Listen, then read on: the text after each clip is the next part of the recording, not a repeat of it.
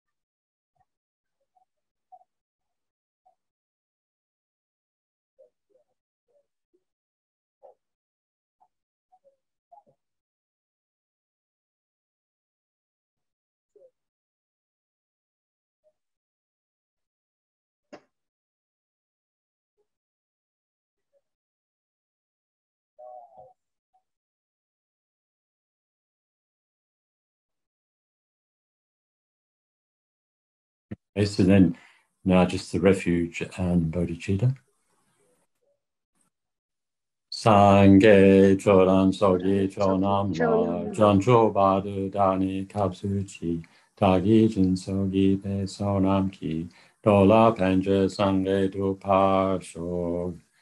Sangye choran sogi chonam la jancho badu dani kapsuchi tagi jin sogi pe sonam ki dola penje sangye du pasho. Sangye choran sogi chonam la jancho badu dani kapsuchi dagi jin sogi be sonam ki dola penche sangye du pasho.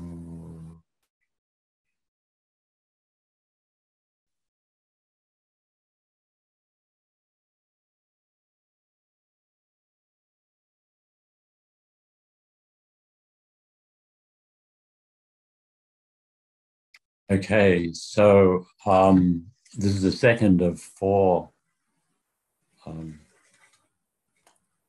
call them talks around the subject of becoming your own therapist. So today I thought to focus on the idea of that it's very important to have a positive self-view, positive self-esteem. Because if we don't have positive self-view, then really how can we help others? But at the same time, to avoid becoming arrogant and disrespectful towards others.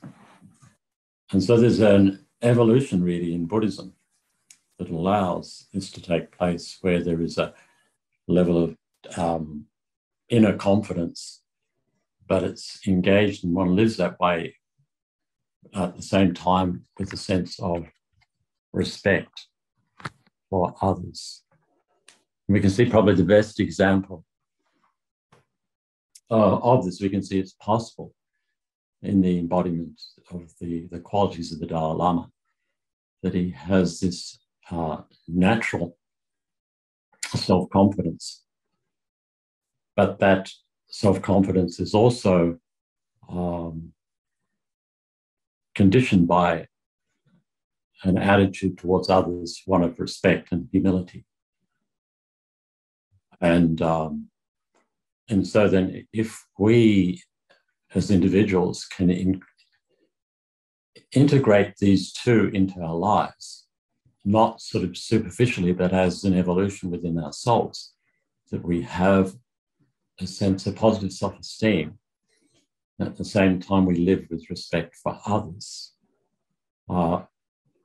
Then the way that we relate to the world, however we are, whatever our job is, whatever our relationship with our family is, our Dharma center and so on, can be one that is very beneficial. So it's important that we have these two things, positive self-esteem and also a sense of humility and respect for others.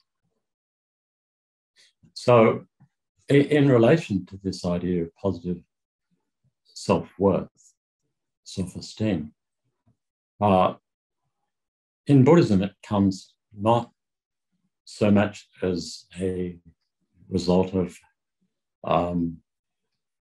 things that we may do externally or accomplish externally, but it comes more as a byproduct of our view and how we're conducting ourselves in the world. So very much in the West, emphasis is placed on the importance of self-esteem. And in education, it's placed self-esteem. Kids are encouraged to have self-esteem, but it's usually done on the basis of things that they accomplish, either being the best sports person or the best academic, whatever like that.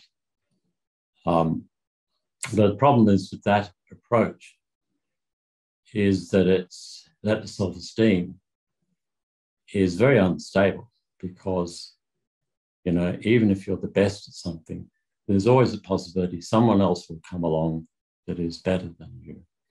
And also as well, in order to maintain that attitude, that situation, very often your actions are negative towards others.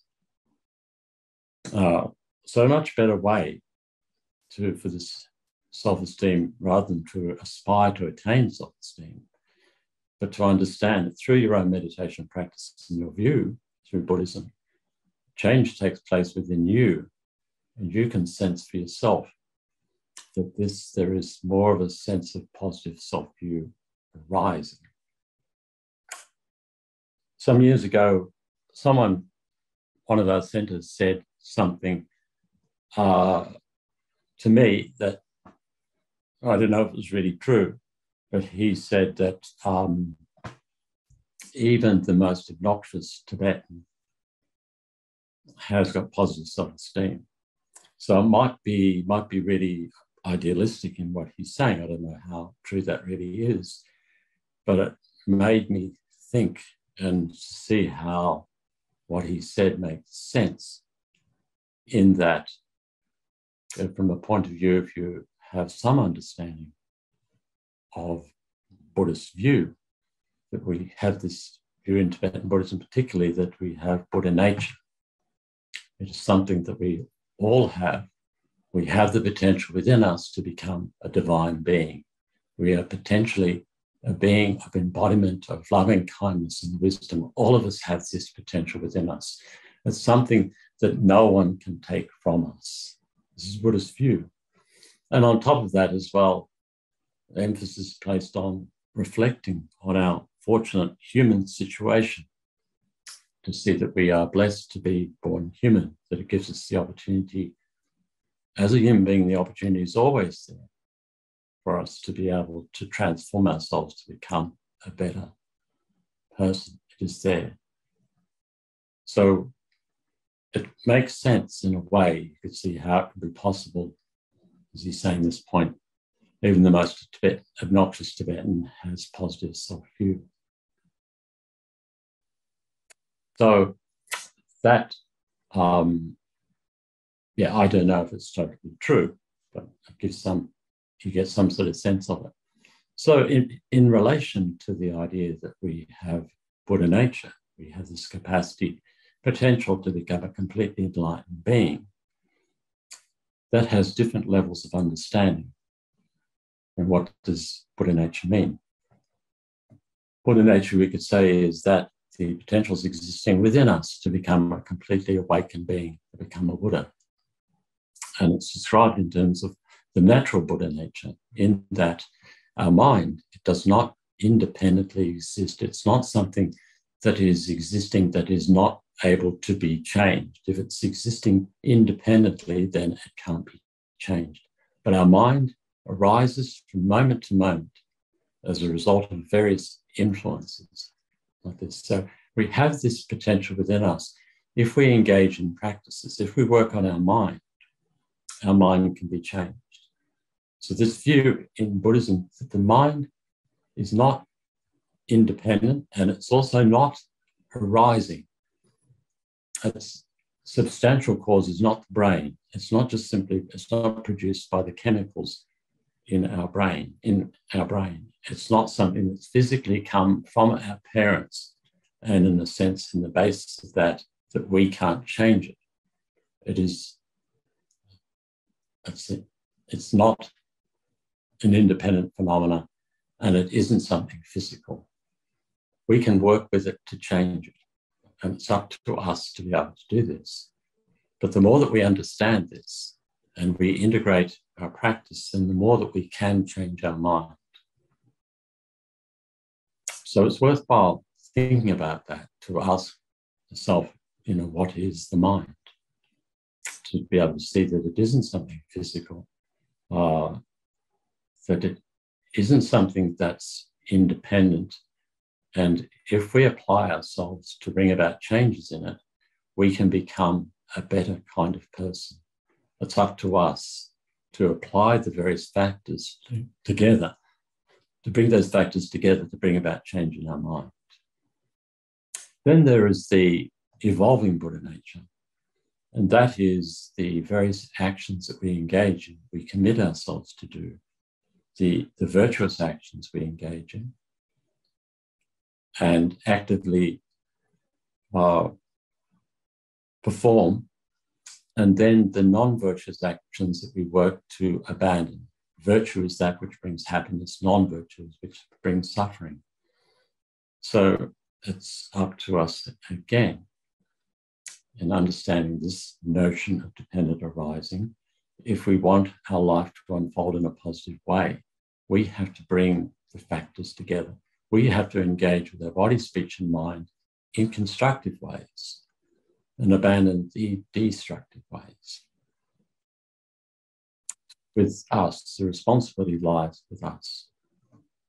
And then there is the Buddha nature, which is our ability to become inspired.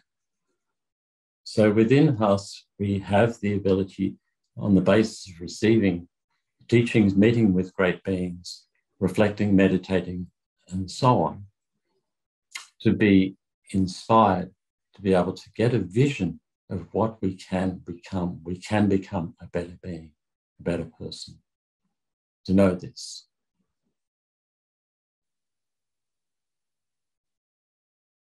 So we have this Buddha nature, and we say all beings have Buddha nature, but we also have not just got Buddha nature, but we have good conditions of human life that offers us the opportunity to awaken our Buddha potential.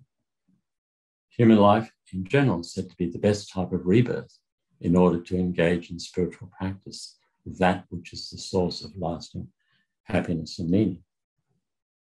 But in this understanding about reflecting on our good fortune as a human being, we also need to condition it with the recognition that human beings cause more harm in the world than any other beings, any other animals or whatever. Animals may cause harm, but it's nothing compared to the harm that human beings cause in this world.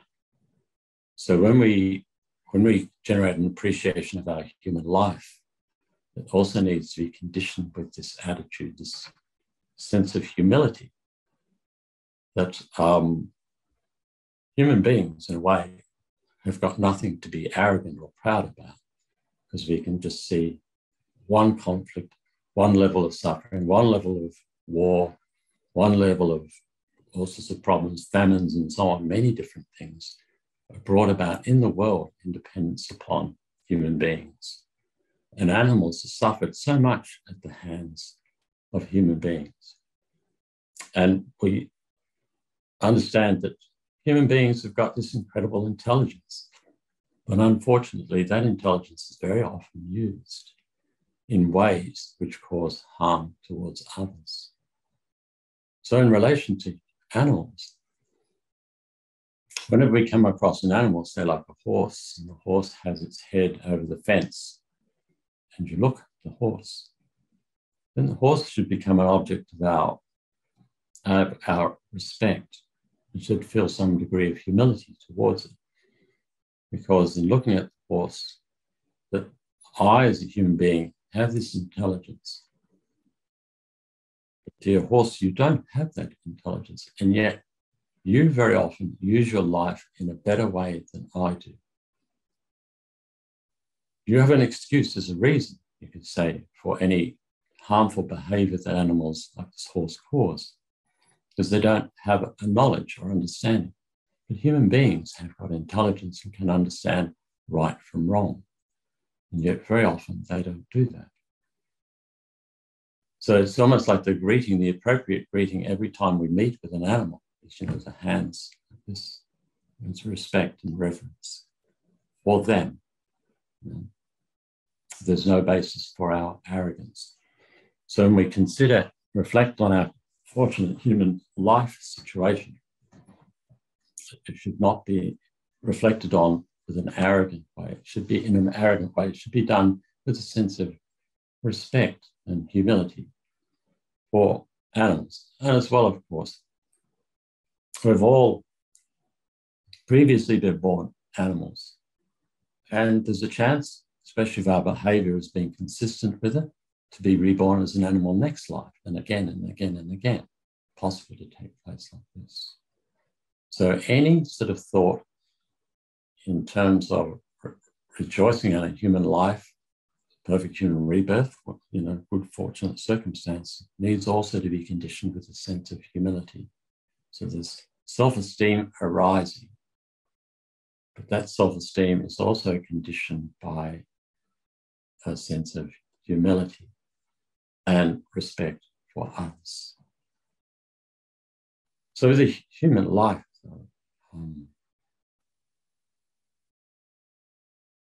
some people say, well, I'd like to be born an eagle, or it'd be better to be born an eagle than a human being. You could fly, something like that. Or a dolphin, that's also another one. That would be also good like this, like that. Or a Saint Bernard who saves the lives of people. This is very true. These things are very true. And often people will say that in the introduction to Buddhism, of course, they will insist, well, that's a better life than a human life. And who are you to judge and say that human life's better than an animal life? But from the perspective, if it has come to us, and most likely it has if we're engaged in a session like this, that we understand real meaning, the purpose of life, comes from internal development, developing the heart and the mind. This is what's most important, developing good qualities within our heart, within our mind, most important. And from this perspective, then, human life, you can see more and more if you look and even imagine, put yourself in the place of an animal. Imagine what it's like to be reborn as a dog, for instance, a street dog in India, born in a rubbish dump. And what would that situation be like? The sense of fear that you would have with the mistreatment of others, being under the influence of instincts. We as human beings have got instincts, habits from past lives. But we have the capacity to create some sort of space and then not just simply follow the instinct. The animal's instinct was the fear, anger, terror, not having any sense of understanding what's taking place. But us as a human being, we do have some kind of space. We have this freedom. We also have freedom as in our human life too. In our current situation, at least, we are free from places of severe war, places of being born into a place where you don't have freedom to be able to practice the Dharma. We're fortunate this way. Also as well, if you look at the human life, without what our body, speech, and mind is like, in some ways, the human life is like a divine type of rebirth. And I mean divine in a very positive way, in that with the body that we have, the human body allows us to be able to sit and meditate. We have a gross body, but we also have a more subtle body with the winds and the channels and the drops and so on, which allow us to sit and meditate, to allow to arise more positive states of mind.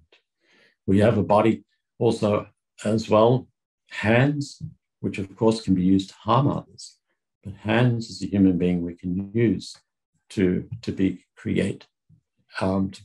artistic, to create works of art which can be of benefit to others. We can use our hands to massage others.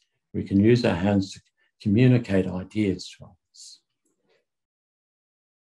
We can use also our face as well. We can communicate others with our facial expressions and smile and so on. We can communicate empathy. So we have a body which allows us to help others in this way. Someone, I think it was in America, who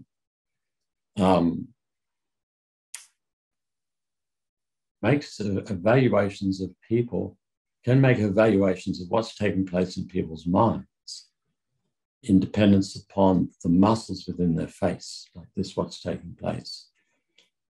And it's interesting to note, he said, and I guess the security people take notice of this, right, when someone's telling the truth or not. But he made comment about His Holiness the Dalai Lama's face as one that is very open and, is able to communicate.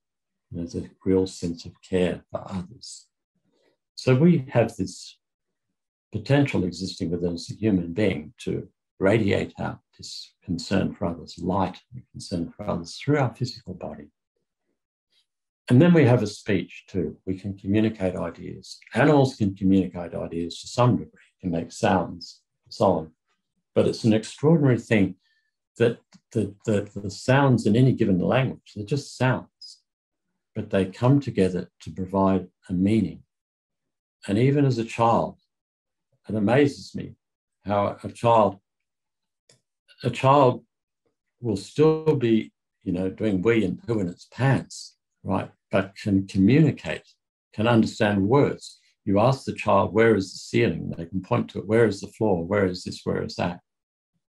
The child will know all these things. And it's amazing how does it know this?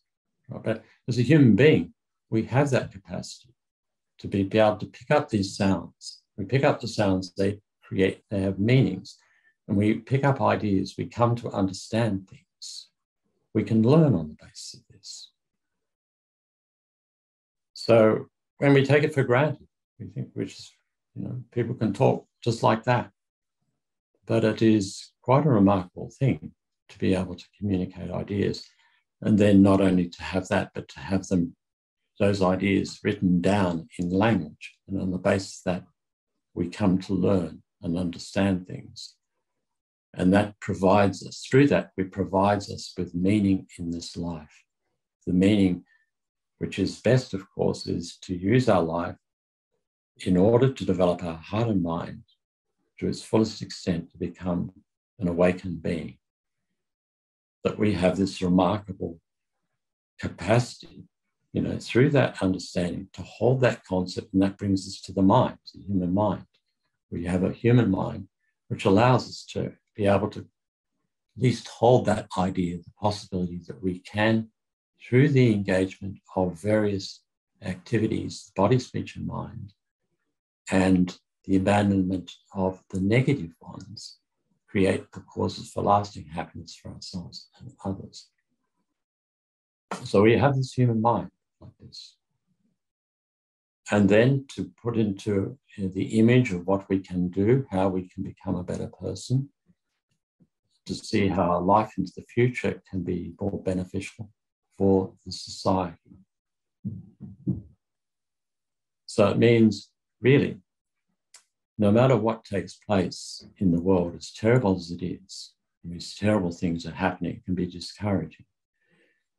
But actually, if we have a mind, as a human mind that can understand things, we have methods, right? We can transform ourselves. So we're really fortunate with this human life to have this.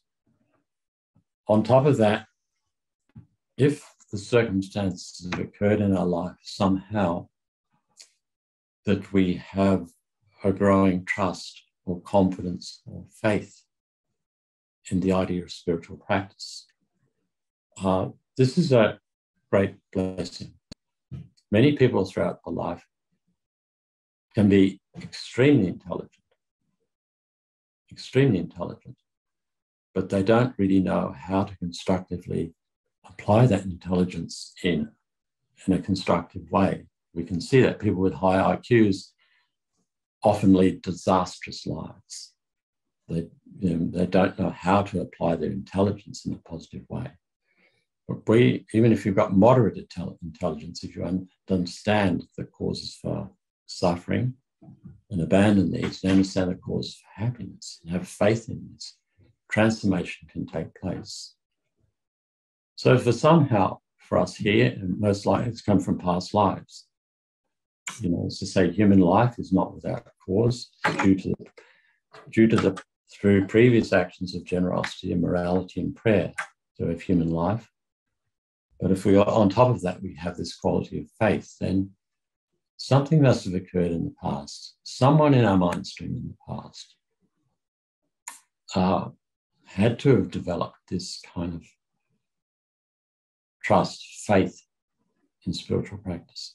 Why is it that you have two brothers, both are going through a hard time, and one ends up suiciding, and the other one somehow has some feeling that things are very difficult, but believes that something can happen to change their life? Very often this is dependent upon that factor of faith, the trust, that there is goodness around, that there is something there. And if they hold on for long enough, then they may meet the Dharma and their life is transformed due to this blessing of faith. I say often that is the blessing. What is the blessing of the Buddhas? Very much depends upon our faith. So if we have faith in spiritual practice, it's something to really, really, really rejoice in. Because there are many people who, as I said, got very fortunate circumstances, but use that life in a destructive way, or their mind is totally closed off to the idea of spiritual practice. So we should really be appreciative that we have this quality of faith. Then also, if we are fortunate to have met the Buddha Dharma, the teachings of Buddha, this system of inner development, 2,500 years old. Remarkably, it's continued, unbroken lineage for 2,500 years. And here it is, after 2,500 years, we have the circumstances to be born in a place where miraculously, in a way, the Dharma centers have sprouted. If you value Tibetan Buddhism, you start to look at the situation and say, well, the circumstances have occurred. Buddhism left Tibet, unfortunately. Look at the situation of Tibetans now. But Buddhism left Tibet, went to India, and then came to the West, and we have access to it through the centers. You know, if you think about it, how many of the people in Tibet, although they may have incredible veneration and respect for the Dharma and respect for the Dalai Lama, but have never seen the Dalai Lama in person? They've never been able to be close to him. But for us, most of us, much easier to see the Dalai Lama, have been able to see the Dalai Lama in person, maybe even been able to touch the Dalai Lama. You know, who is more virtuous? Who is a more holy being? Who is perfect being than His Holiness the Dalai Lama? For some reason, us, many of us with very strange backgrounds, anything but Dharma backgrounds, have somehow been blessed to make this connection. And this connection's arisen how? Because other people have put in the work to establish the centers and so on, like this. So there are all these different factors involved, making us very fortunate beings to be in this current situation.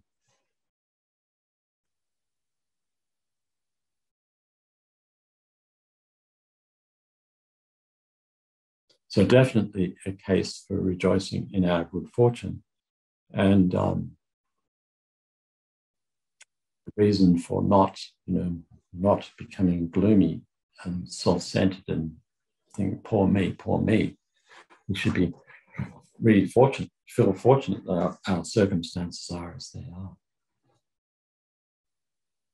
But then on the other hand, you know, the verse in the 8th verse of thought transformation, which His Holiness reads every day, not because he needs to read it, I think, but probably the message is, if it becomes known that he reads it, then it's something that we should be aware of. And the second of these verses, something like, wherever I am with, may I always see myself as the lowest of all and hold others as dear and supreme. So some people freak out when they hear these verses because they say, oh, I feel so bad in myself anyway. I don't want to feel worse. So that's why we reflect in the first place on the positive, hold the positive self-view that we live our life with, the foundational positive view that no one can take from us. We hold that view. But understand that this verse is working as an antidote to the mind of arrogant pride.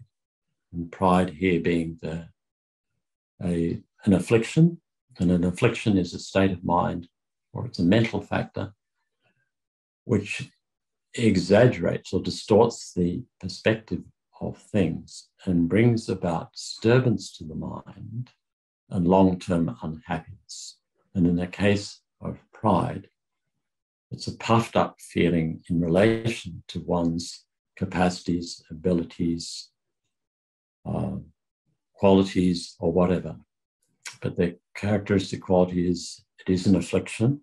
It's not in accord with reality. It's an inflated sense of one's own self-importance in relation to certain characteristics, personality, qualities, abilities, or whatever, many different things. And these can include our capacity, our practitioners, us as being great meditators, or great scholars of Buddhism, great meditators, whatever, it could be the whole thing. We can even do it in relation to the Dharma. So pride has the capacity to corrupt virtually anything that we do. So this verse here it's more a case of not because, from a point of view, because the teaching says this is the case. It's more from our own point of view, and to see where it is that pride has been a problem.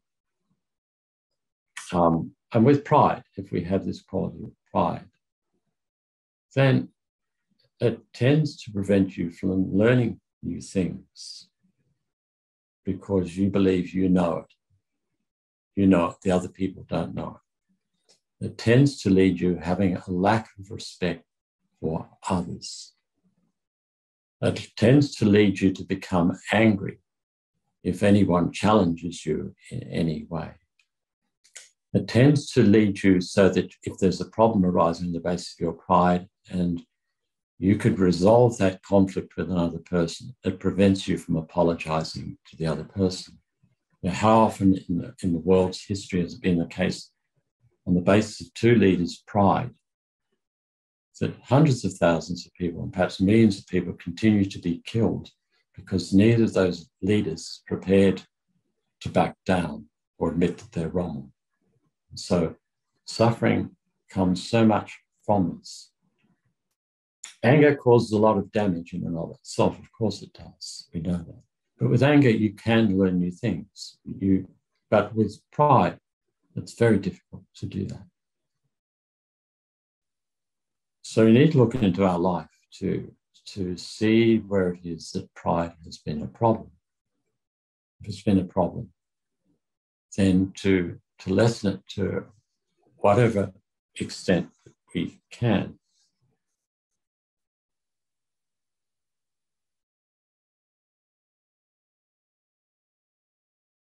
So some years ago, one of the centres, I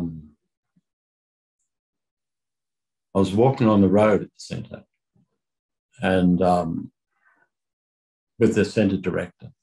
The centre director hadn't been director there for very long, but there'd been a very successful event. I wasn't there at the time of the event. I'd just come back to the centre.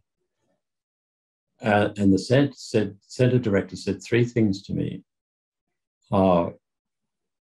which I thought when they said that, wow, this is a potential problem. And first thing it said was that no one else could have pulled this off, meaning the director.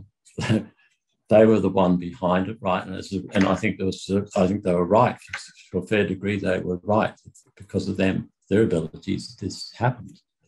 First thing they said that, not so definitely like that, but that's what the message was. No one else could have done this. Second thing was, this is only the start. You'll just wait, right, for the rest. Third thing is, I'm indispensable to the centre, right? So at the time they said that, I thought to myself, should I say something to them?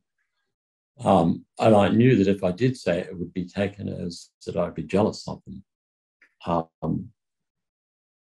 But I still, to this day, I don't know whether I should have said it or not, because, within just only 2, 3, 4 years after that, things turned very badly against the director, and the centre, many people, felt really negative against the director, and the director wasn't reappointed. The director themselves went through a lot of turmoil, because they didn't believe it could possibly be the case. They thought maybe a couple of people had problems and they were stirring up the others. But it wasn't that case at all. It was that from that time, early on with that view that this director had, right through, gradually more and more alienated the rest of the community against them. So that when it happened, and the fall happened like this, and it was a big fall, they left the centre and haven't been seen back at the centre since. Right? Those sorts of things it's not a one thing. It happens very often in centres. It can happen like this. So it's really unfortunate. There's the Dharma centre is there and it's teaching the Dharma, but our tendency so easily to become full of pride on the basis of our abilities, even on Dharma, can be the basis for catastrophe. I mean, this is the story of Icarus from Greek mythology. Icarus and his father were imprisoned in a tower. Icarus's father was some kind of a bit of a scientific bent to him. So in the top of the tower, there are a lot of birds. And so he got this idea together to make feathers, to make wings from feathers of the bird joined together by wax. So he did that. And Icarus's father warned his son, said, be careful, because if you fly too low, you'll crash into the sea. And if you fly too high, you'll go too close to the sun, and the wax will melt. But Icarus started his flying, and his flying, and he flew so well that he forgot the advice from his father and flew so high. And the last he was seen was, right up almost up to the sun. And of course, the wax melted, and then he crashed into the sea. So this this is an expression of how pride works. Whereas if, on the other hand, you, instead of being puffed up in relation to your abilities, you understand the shortcomings of the suffering that occurs from pride. You understand whatever ability you have, whatever capacity you have, arises very much in dependence upon others. If you're a great meditator, most likely it's come as a result of other people giving you guidance. If you're a great artisan, it's also come from others. If you're a great musician, it all very much depends upon others. If you're a famous tennis player, then you may be famous, but you couldn't have become a famous tennis player without the people coaching you. In most cases, top tennis players have more than one coach. And to be a famous tennis player depends upon, there has to be a recognition, there has to be a crowd watching, there has to be a sense of this is something worthwhile. Otherwise, all it is just some crazy guy hitting a ball over a net. It doesn't mean anything, but it's just on the basis of an agreed convention of other people that you become recognized in this. So fame is very much dependent upon others. But on the other hand, if we look at it from the point of view of how it is that if we want good qualities to enter into us, if we want to become a better type of person,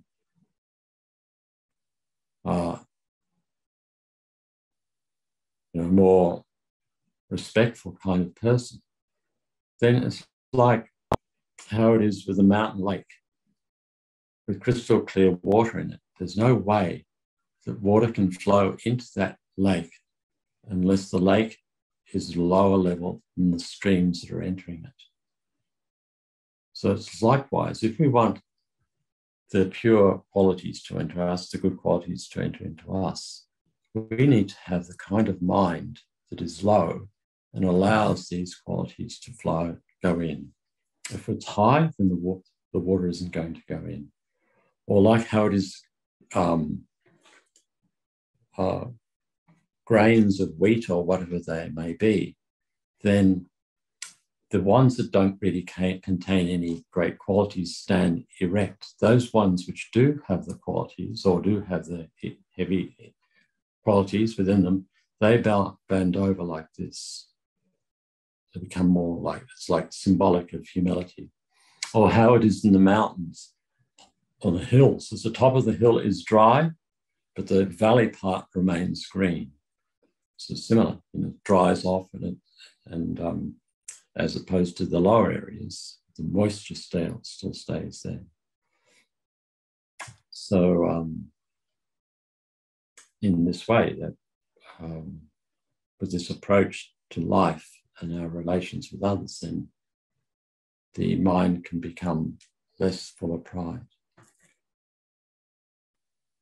And it seems to me that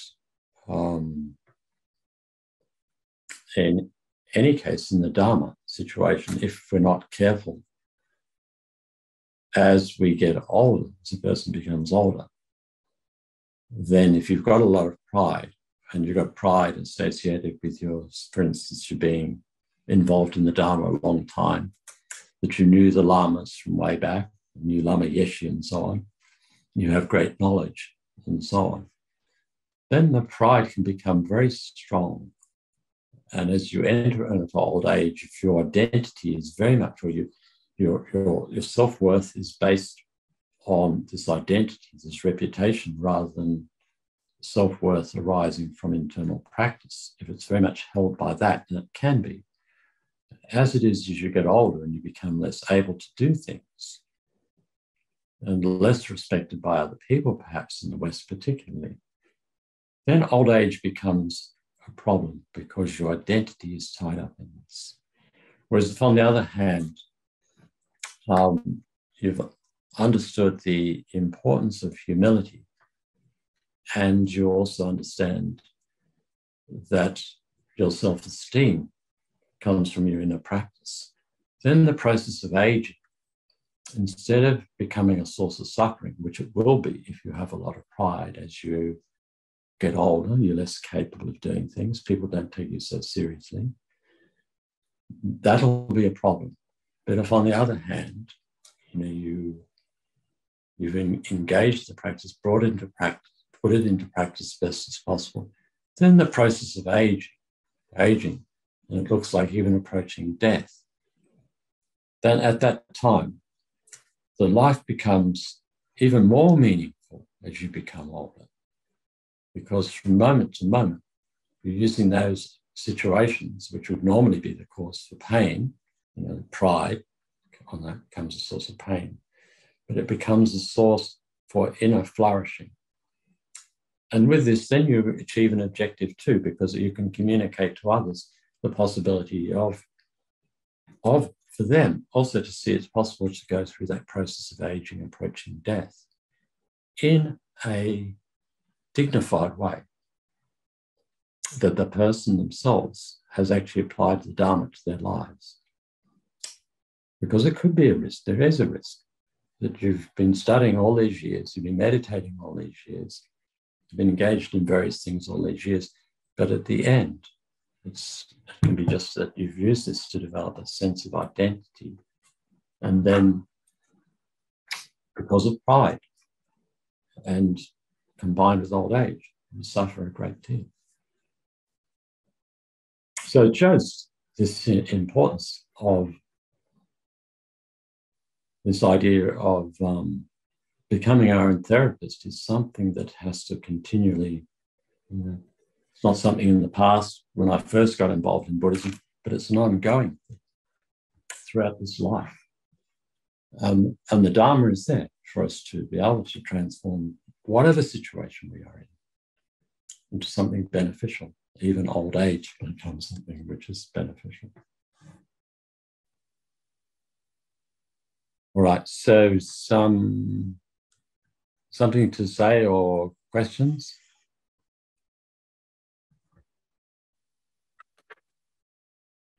Any questions?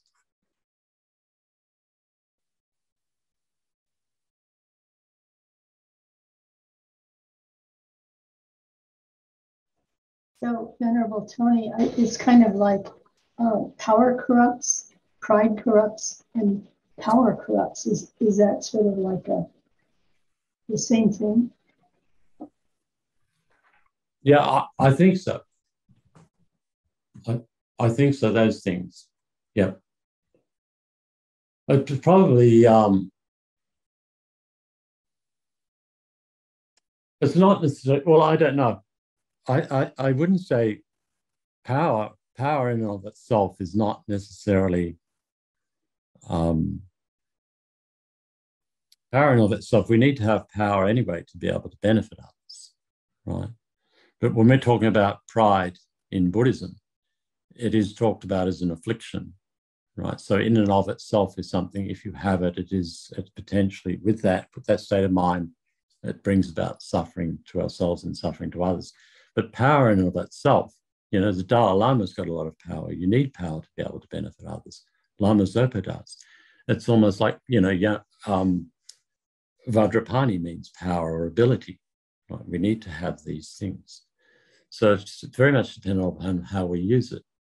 But having said that, the pride in the way it is described, it is, described as a non-virtue and an affliction. But at the same time, there are prides which are not like that.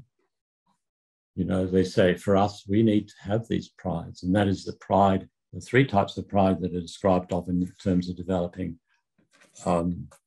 enthusiastic perseverance.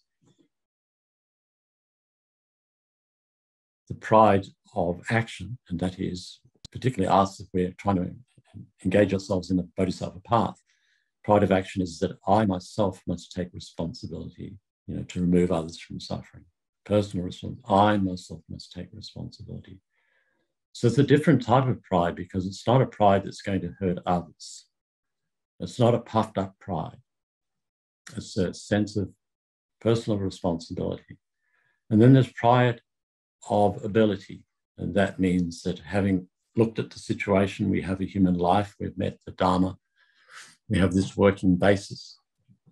We can use this life from moment to moment in a positive way. Every interaction we have with others become the opportunity for us to create virtue. Even difficult people can be the opportunity for us to develop compassion, patience.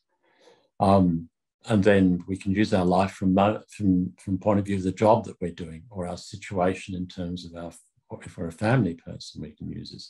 Then we can use our life even in the process of aging and death in a positive way.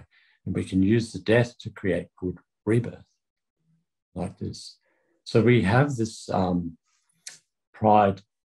The pride of ability is an important thing to develop.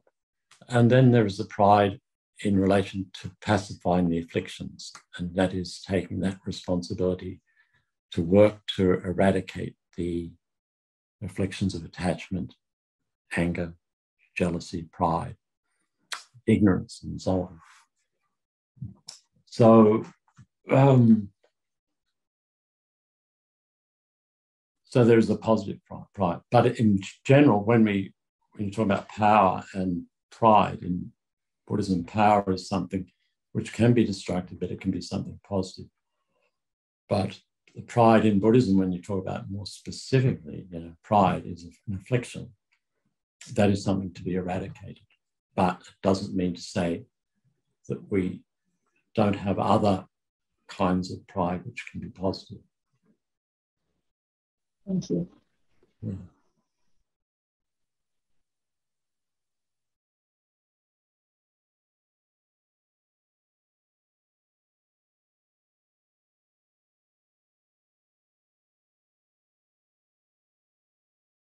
So any other questions?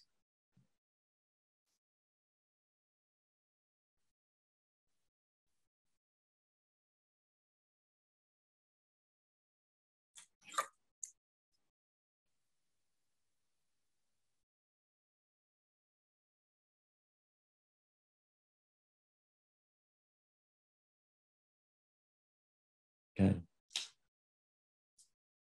So then maybe we can dedicate them.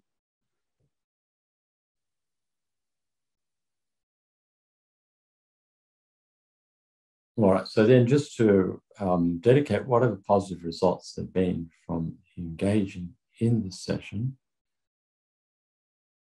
towards the strengthening of positive self-esteem, positive self-view, that is one that maintains a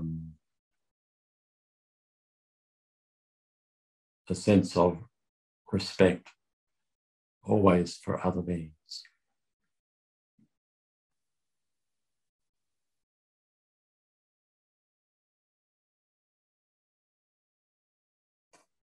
Okay, so thank you. Thank you.